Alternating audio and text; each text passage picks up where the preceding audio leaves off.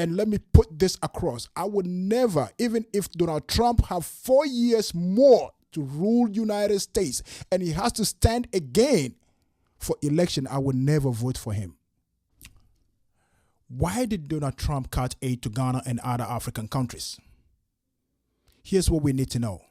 In this video, we will discuss his details, his reason why he did that. And we will talk about the impact of his decision on those countries affected. And we would also discuss what it means for the future of U.S.-Africa relations. Stay tuned while we dive into this great detail. Welcome back to Modibo TV and thank you for watching. And please do me a favor and follow us on YouTube at Modibo TV and also on Facebook at Modibo TV. You can share our videos, you can comment, and so that we can continue on this path. Well, Donald Trump said what? If we know the phrase, his phrase that he coined over and over, make America great again, make America great again, America first, America first. That's what he believed in.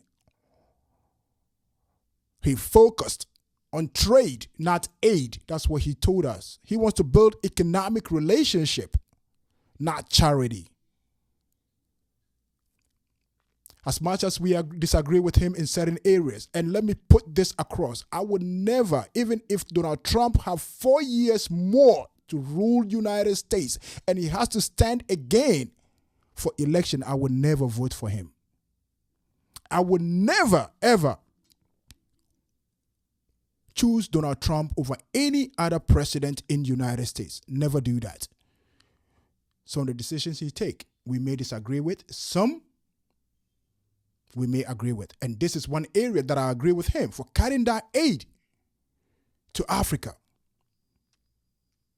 It may cause some damages, some rift between United States and, how do we call it, Africa. We may disagree. But then again, if you look at that charity that United States of America give to African countries, even if those charity was used or is being used for its cause, malaria, cholera, building infrastructure, hospitals, and all those things, even if it's serving its cause, at some point, as Africans, we should be able to solve our own problems. We should be able to generate money to fix our problems. If America are sending us their tax dollars, for God's sake, for a malaria medicine, for a cholera medicine, for a clean water, why can't we do that ourselves? I'm in Canada today.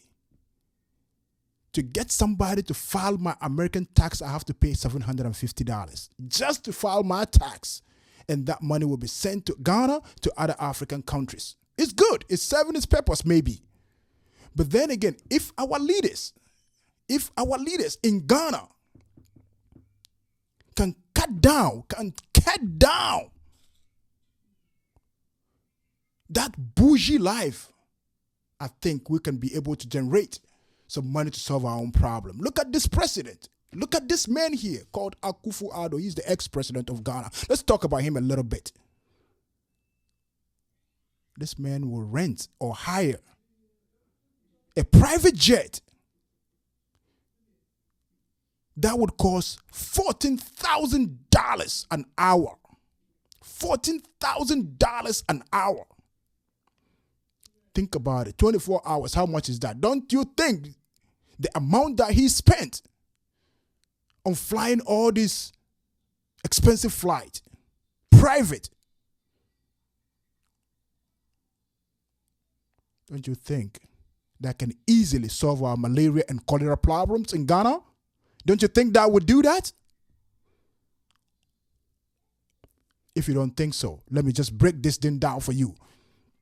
In United States, I remember, what's his name? Joe Biden would take, a train from Washington, D.C. to Delaware to his home. Train. These are the people that give us the aid. whereas the president of Ghana, ex-president of Ghana, will be buying a car dedicated for his chair, a chair that he will sit on when he go to every occasion. He got people guiding that chair. He got people driving that chair. Think about it. All these people are on a paycheck. They're on a payroll. You pay them. That will carry your chair in a car. That is expensive. This is not the car that he sits on. I believe that it's about time that African countries, we stand up and start relying on ourselves. Trump's decision may cause some diplomatic tension, some economic strain. Maybe the African countries will start looking at China, Russia. But remember, aid is one piece of the puzzle when it comes to what? International diplomacy and development. But we don't know. Let's see what the future holds. Because we can see today the African countries, as much as we have our own problems, you can see right now we are woke. It's about time we kick all those bad leaders out of our way so that we can start thinking, start talking about the Pan-Africanism, how we can be self-reliant. We have the natural resources. We've been blessed with all those things. It's about time we start using it wisely. Let's hope that this Trump decision for cutting aid to Africa, to Ghana, will be something that would help us. But I believe that him cutting that aid is good for us as Africans. We have to solve our own problem. We don't need nobody from outside to solve our own problems. We may disagree with each other.